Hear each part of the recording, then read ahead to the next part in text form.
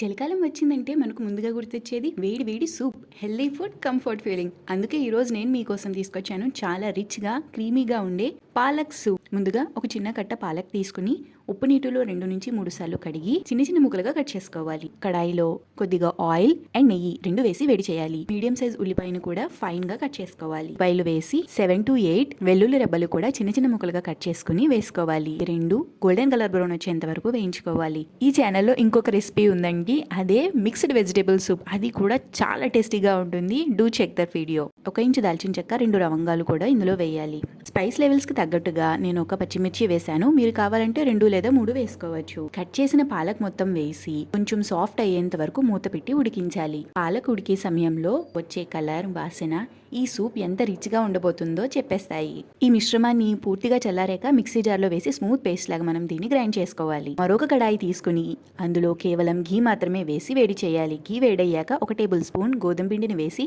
Light golden colour brown వచ్చేంత వరకు roast చేయాలి. ఇప్పుడు ఇందులోని 300 to 500 ml మిల్క్ పోసుకుంటూ లంప్స్ లేకుండా బాగా కలపాలి. మనం ముందుగా తయారు చేసి పెట్టుకున్న పాలక్ ప్యూరీని ఈ మిల్క్ మిశ్రమంలో వేసి బాగా కలపాలి. మీడియం ఫ్లేమ్ మీద ఒకసారి బాగా మరిగించే వరకు ఉడికించాలి. ఇప్పుడు ఇందులో కొంచెం సాల్ట్ అండ్ బ్లాక్ పెప్పర్ కూడా వేసి కలిపేయాలి. అంతేనండి, మన winter special creamy palak soup ready. ఈ సూప్ ను హాట్ గా బ్రెడ్ టోస్ట్ లో లేదా గార్లిక్ బ్రెడ్ తో తింటే చలికాలంలో వచ్చే ఫీలింగ్ మాటల్లో చెప్పలేం. హెల్దీగా ఉండే ఇంట్లో తయారయ్యే ఈ పాలక్ సూప్ ని తప్పకుండా ట్రై చేయండి. మీకు ఇలాంటి healthy rich home style recipes ఇష్టమైతే ఇప్పుడే నా ఛానల్ ని సబ్స్క్రైబ్ చేయండి. వీడియో నచ్చితే లైక్ అండ్ షేర్ చేయడం మర్చిపోకండి.